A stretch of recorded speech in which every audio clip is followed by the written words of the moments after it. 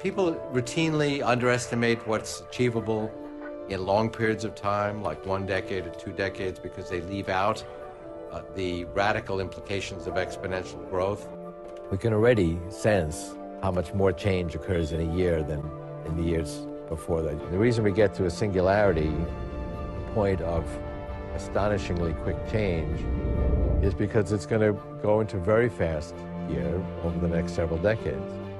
By 2020, we'll have computers that are powerful enough to simulate the human brain, but we won't be finished yet with reverse engineering the human brain and understanding its methods.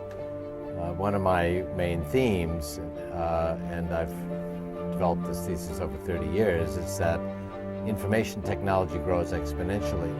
About 40 years ago, Gordon Moore saw that there was exponential growth in the power of semiconductors, of chips. Basically, every 2 years, we could put twice as many components on a chip.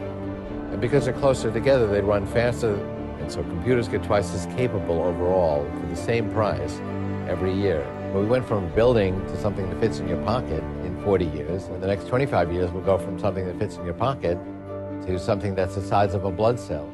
One scientist designed a robotic red blood cell that's 1,000 times more powerful than the biological version.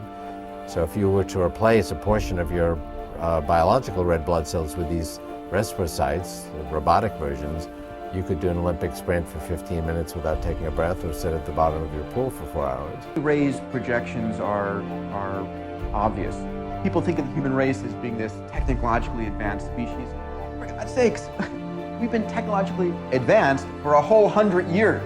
We've been the human race for 100,000 years. We are just at the very beginning. We have so much to go, so much to learn. We know nothing. The speed of exponential growth is itself speeding up.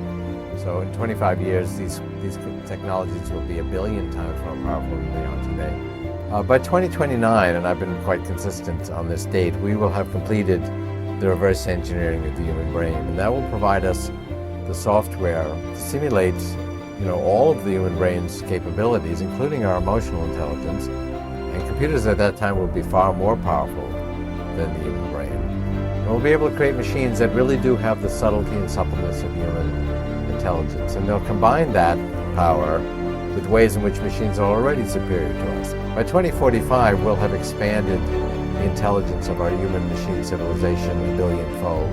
That will be singularity.